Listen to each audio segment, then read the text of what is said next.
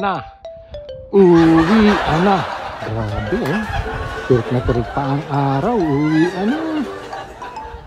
At yun nga mga kachamba, uwian na naman tayo kahit tirik na tirik pa ang araw. Pero kahit ganyan mga kachamba, medyo excited akong uuwi ngayon kasi may dumating kaninang papel.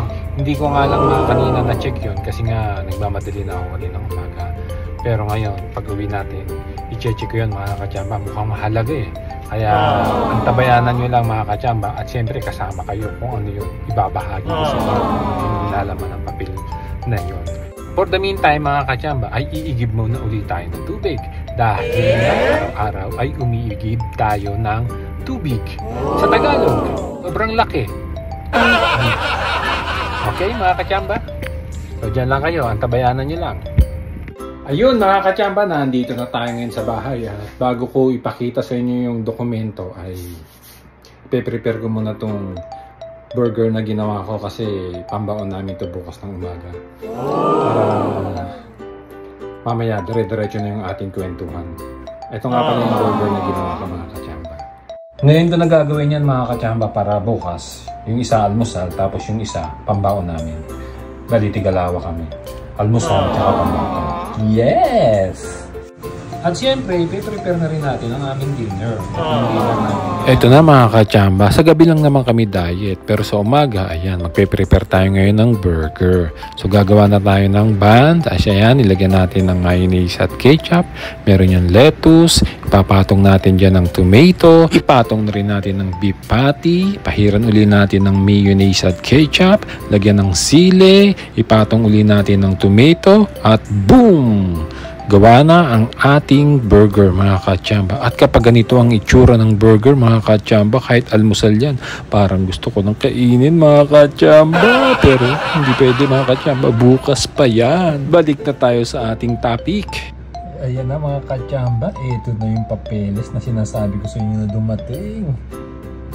Ta-translate ko mga kachamba, tapos sasabihin sa inyo kung ano yung nilalaman nito. Excited ako mga kachamba. So ito na mga kachamba, bulat-latin na natin ha. Ayan.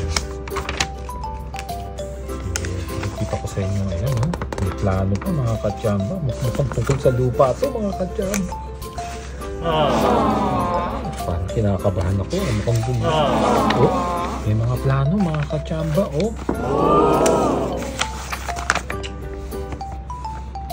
So na-translate na natin yan mga kachamba ha. Natatandaan nyo ito mga kachamba na lagi kong binablog dito sa tagiliran ng apartment namin na may bakanting lote dito na laging may damo tapos tatabasan lang ng may-ari. Halos twice a year, ganun ang ginagawa niya. Papalaguin yung damo tapos tatabasan niya. So ako naman nanghihinayang, sabi ko bakit nakatiwangwang lang to? Bakit na lang hindi ipamana sa akin? Kaya pala excited ako mga kachamba. Yung papel palang dumating.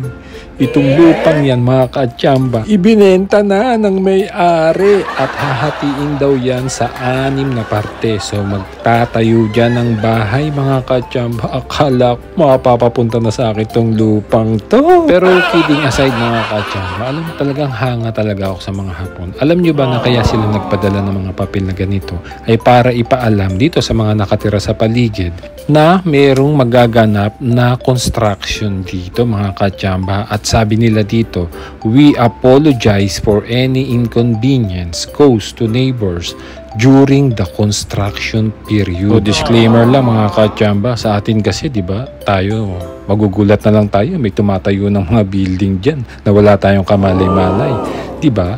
Pero dito, grabe talaga sila. Iba talaga sila mga kachamba. Ayaw kasi talaga nila nung nakakaabala mga kachamba. Pero ayon pa rin sa papel mga kachamba, magsisimula raw to ng October 1 hanggang January 31, 2025.